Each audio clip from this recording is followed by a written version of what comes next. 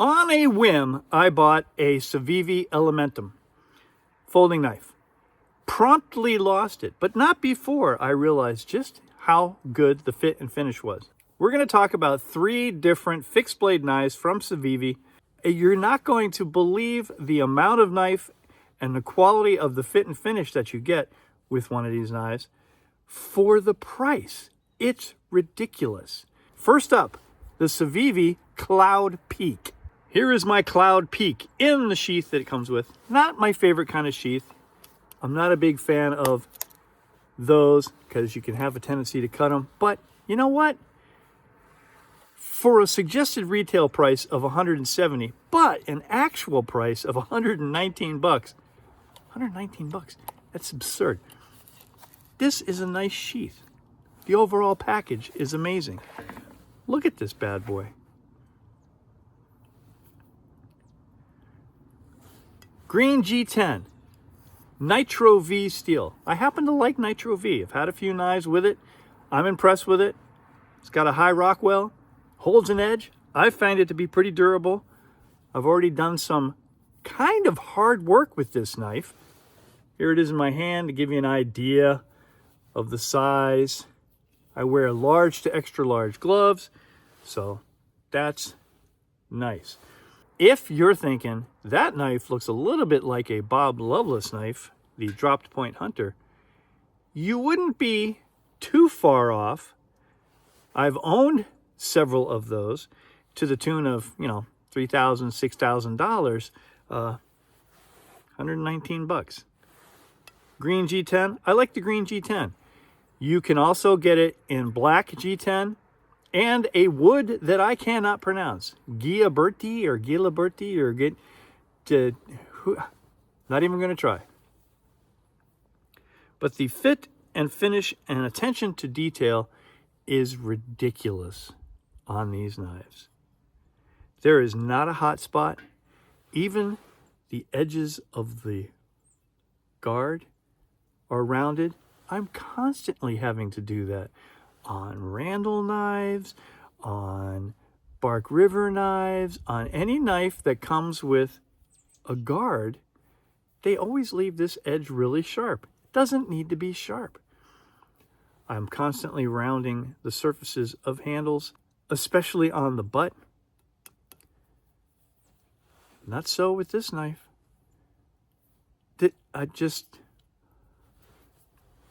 Not a huge fan of this kind of a cutout because it leaves 2 spots for potential hot spots, but I haven't really felt it with this knife.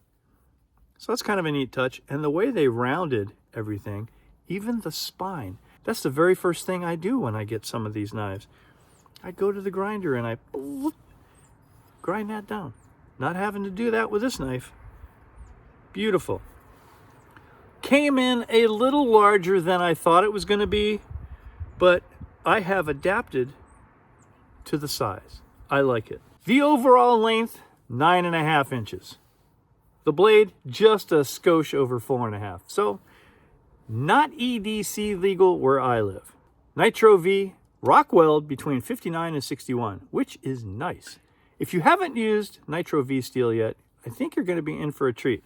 The one thing I did do to this edge was unpolish it. It was hair popping sharp, but that's not really what you want in an edge. You want it to be a little bit more aggressive and have kind of a sawtooth edge. I don't mean crazy, but that's actually what cuts. If it just glides across your nail, that means it's not going to bite into the material that you're trying to cut. So all I did was use a piece of 400 grit paper on my little sharpening system that I have made. If you want to see what that looks like, watch that video because I detail how I sharpen knives and how I put a Scandivex edge on a knife and just a convex edge on a knife.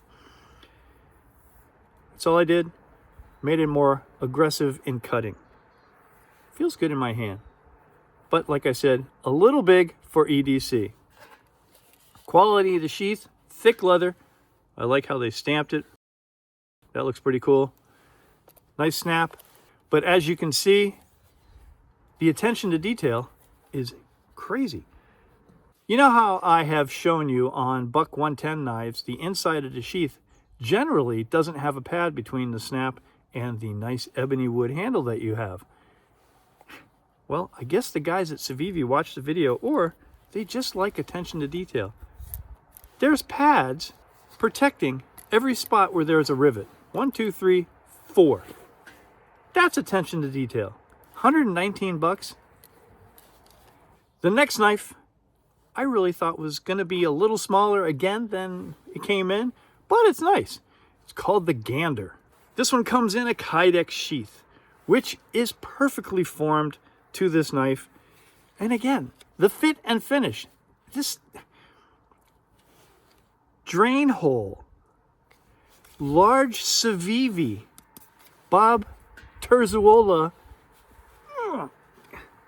Hang on. Son of a tech lock.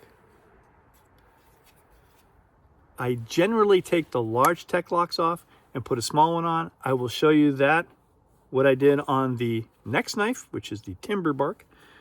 But polished edges or smoothed edges.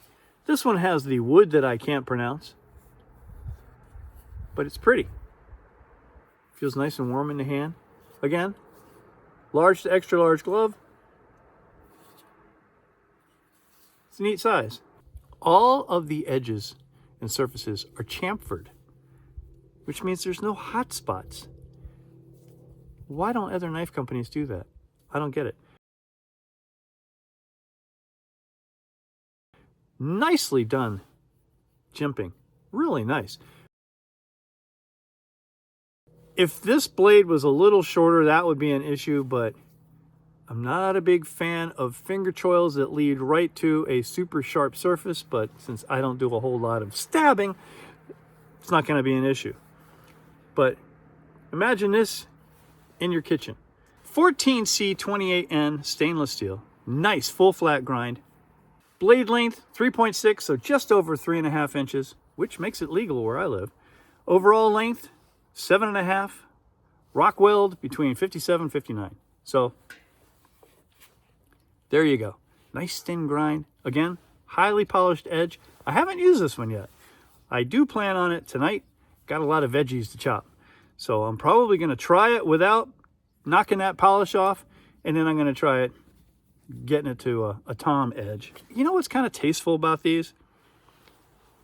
Not a whole lot of Billboard, kind of like the Joker knives. That's a freaking Billboard.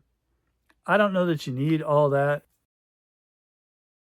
And then a little something on there. Probably the guy who designed it, whose name I forget. I apologize. I do my best. And this comes with it. Great overall package. Suggested retail close to 100. Got it for 80. 80 bucks. $80 knife. So now we've got the timber bark. You know, I really like this knife. I've already swapped out the big tech lock, but that just shows you. Reason being, and I mean, it's because I wear the same pants every day. Not the same exact pants, the same brand of pants. So the belt loop's in the same spot every day. For me, where they've positioned the belt loop on my pants, having a small tech lock on there lets me scooch that knife forward just a hair with it being the small tech lock. I can one hand open that, think right on the belt, wear it all day, forget I have it. And then at night, think, off it comes, away it goes. Again, beautifully executed Kydex sheath. Why is that so hard for some knife makers? I don't understand. It's Kydex. Tastefully done. Again, drain hole. Mates up with this knife perfectly. This is the all black version. Black G10. Check out that nice cutout there. That's kind of cool. Comes in rather thin. So if you have really big meaty hands, you might not like this knife. Little finger choil. That one makes me a little bit nervous, but for a small EDC, you know, I can overlook that. It's very nice. Came with the lanyard thing on there, but because I've been carrying this knife around, I took that off. Jimping up towards the tip for skinning. I mean, you look at that blade shape. Drop point, nice skinning shape.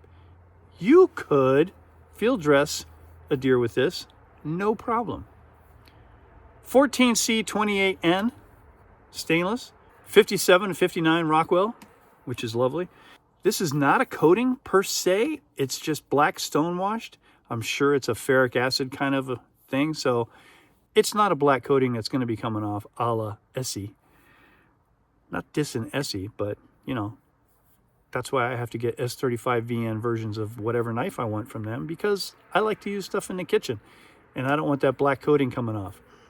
I had a bad experience with a whole lot of black coating coming off one time when I was shucking oysters. You want to see that? Watch that video. I really thought I had pepper in my oysters and it turned out to be the black coating.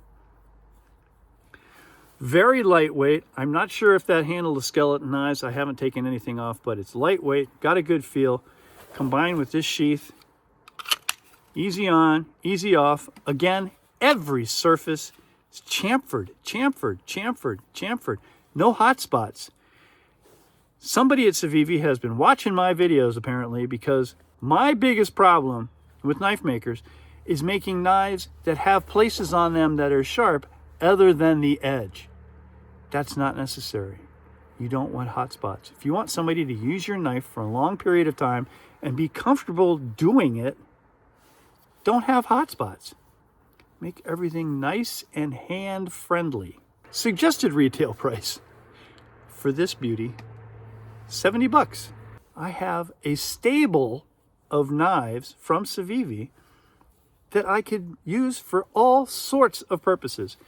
EDC, kitchen, deer hunting if I wanted to. Again, very tastefully done. This one does show the steel on there. The Gander did as well, laser etched in there. If I was a big deer hunter or elk hunter or anything hunter, I would take this. Even wet, it's been sitting in the snow. G10, very sticky. Love G10. This one comes in green G10, black G10, and that Goya Berta knife. Goya Birdie something or other wood. This is the Goya Berta wood version, which I happen to really like. I think it's nice and warm looking. There's no liners. It's got a nice texture to it, nice feel. I have no idea how to pronounce that wood, but it also comes in orange G10, I believe, and black G10. I chose a nice classic wood for this one. You're looking at the black G10 version. It also comes in a green canvas micarta version, and orange G10, and that wood that I can't pronounce. So you have 4 choices with this one. I think the wood is a slight upcharge. Still, honestly, if you're on a budget and you want a very serviceable, hardcore, last you a lifetime knife, I'm just blown away by these. I personally do not have a real issue with a knife being made in China if it's an original design. This is an original design. This is original design. This one, yeah, might have a little Bob Loveless going on, but you know, it is its own thing. They have changed enough to make it their own thing. And every time I look at this, I see something new. How polished it is, and how nice it is, and how even, and holy crap. That was very close. That came off the roof. The more I handle this knife, the more I think, could this have been in the running for the Jote? I'm very pleasantly surprised with the quality, fit, finish, usefulness, presentation, everything. That's a wrap. Thanks for watching. See you next time.